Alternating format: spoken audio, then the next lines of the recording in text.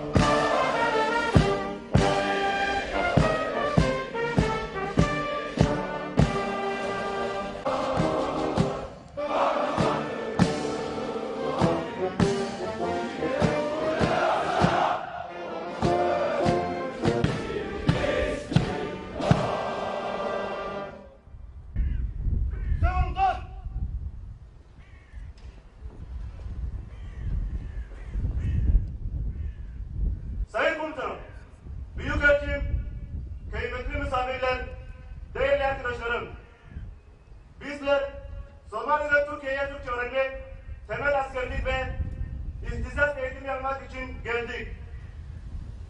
Kara Kuvvetleri ve Sanatkulu Komutanlığı'nda Türkçe lisan kursuna katıldım.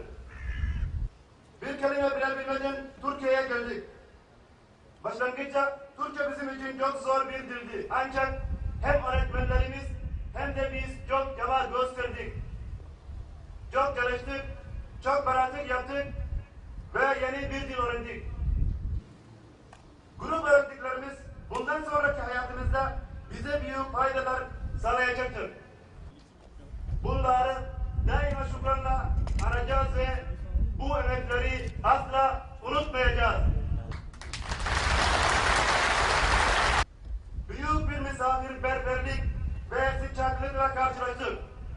Türkiye'de edindiğimiz askerli bir bilgi ve yeteneklere ilave olarak sosyal, kültür ve modern dünya açısından elde ettiğimiz kazanımlar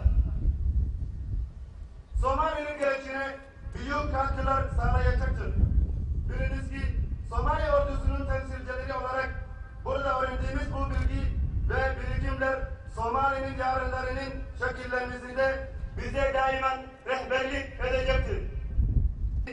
Bizlerin yetişmesi için gösterdiğiniz gayret, emek ve çabaları asla unutmayacağız.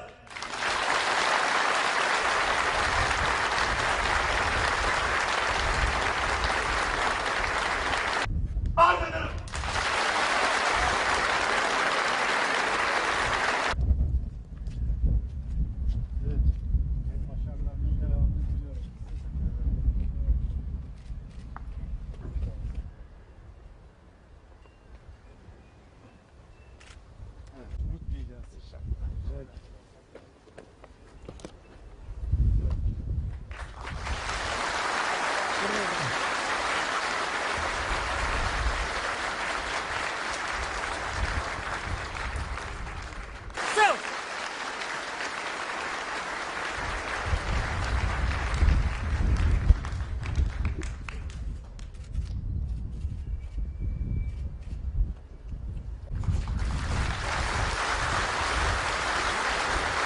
Dikkat!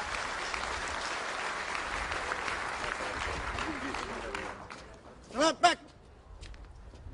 İleri bas.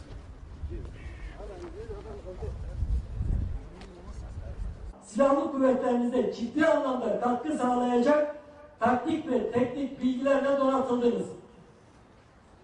Türk Silahlı Kuvvetleri bünyesinde edindiğiniz kazanımlar inanıyoruz ki Somali'nin geleceğine büyük katkılar sağlayacaktır.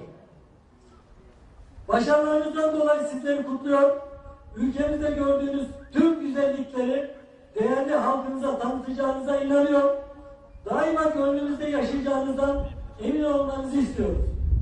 Biliniz ki ülkelerimiz arasında kurulmuş olan dostluk ve kardeşlik köprüsünün bir ucunda sizler, bir ucunda bizler bulunacağız. Somali ve Türk milleti var oldukça bu köprünün daim olmasını karşılıklı olarak sağlayacağımıza inancımız tamdır. Komutanım, Somali kardeşlerimizin her birinin Somali ile Türkiye arasında birer kültür elçisi olacağına inanıyor. Onları ülkemizde misafir etmekten, beraber görev yapmaktan ve başarılarını görmekten büyük mutluluk duyduğumuzu belirtiyor. Kurulan dostluk köprülerinin de yüzyıllarca daim olmasını temenni ediyoruz. Türk Silahlı Kuvvetleri olarak şükranlarımızı sunuyoruz. Sonunuz ve bahtınız açık olsun.